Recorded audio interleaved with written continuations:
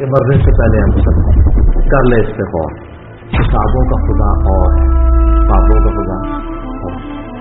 کہنے کو تو سب کا اسلام ہے، لیکن کتابوں کا جہاں اور ہے، بابوں کا جہاں اور. عربی کی آمد مرحبا، فارسی کی آمد مرحبا، کشمیری کی آمد مرحبا، سرکار کی آمد مرحبا، مرحبا مرحبا مرحبا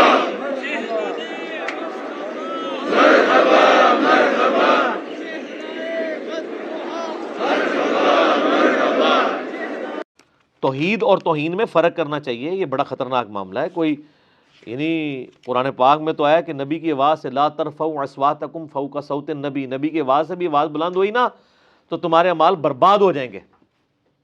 اور یہ آیت حضرت ابو بکر و عمر کے بارے میں نازل ہوئی تھی، صحیح بخاری میں آتا ہے.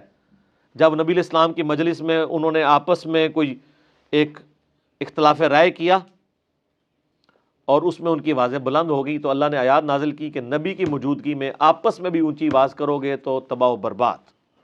اور اس حدیث کو بیان کرنے والے تابعی عبداللہ ابن ابی ملیکہ کہتے ہیں، بخاری کے الفاظ ہیں، اور وہ بھی سر صحیح بخاری میں سورہ الحجرات کے تفسیر والے چیپٹر میں وہ حدیث ہے.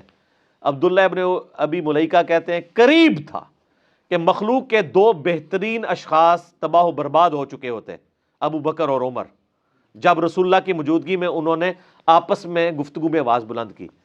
آپس میں آواز بلند کی، رسول اللہ کے ساتھ گستاخی نہیں کی سر، پوائنٹ ٹو بی نوٹڈ. لیکن اللہ تعالیٰ کہہ رہا ہے یہ بھی گستاخی ہے. اور اسی بخاری کی حدیث میں الفاظ ہیں کہ جب یہ آیات نازل ہوئی تو حضرت عمر اتنا آہستہ بولتے تھے کہ حضور کو آواز ہی نہیں آتی تھی. کہتے عمر تھوڑا سا تو اونچا بولو، وہ ڈر گئے. سر مومن تو ڈر جاتا ہے.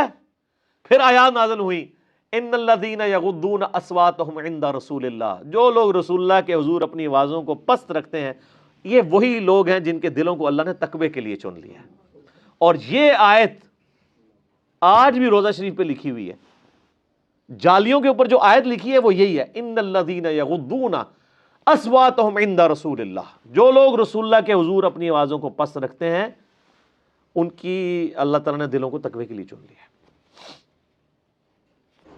اور یہی وجہ ہے کہ سعودی عرب سے جو روزہ رسول کی حاضری کی کتاب بھی چھپتی ہے نا، شیخ عبدالعزیز بن باز کی، مفتی اعظم سعودیہ جو 66 سیریل لیے، انہوں نے بھی باقاعدہ اس میں لکھا ہے کہ رسول اللہ صلی اللہ علیہ وسلم اپنی وفات کے بعد بھی اسی طریقے سے قابل احترام ہے جتنا اپنی مبارک زندگی میں. آج بھی جو شخص رسول اللہ کی قبر کے سامنے اونچی آواز بلند کرے گا اس کے بھی اعمال برباد ہو جائیں گے.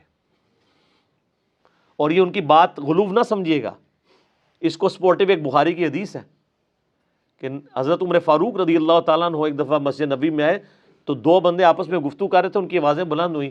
آپ نے ان کو بلایا، کدھر کے رہنے والے ہو؟ امیر المومنین طائف کے. فرمایا تم مدینے کے رہنے والے ہوتے نا تمہیں اتنے کوڑے لگواتا نا کہ دنیا دیکھتی. تم رسول اللہ صلی اللہ علیہ وسلم کی مسجد میں اپنی آوازوں کو بلند کر رہے ہو. حضرت عمر نو دے ہاتھ لگے ہوئے سن سار اللہ دے لا ترفعوا اصواتکم فوق صوت النبی. یہ چھوٹا معاملہ نہیں ہے.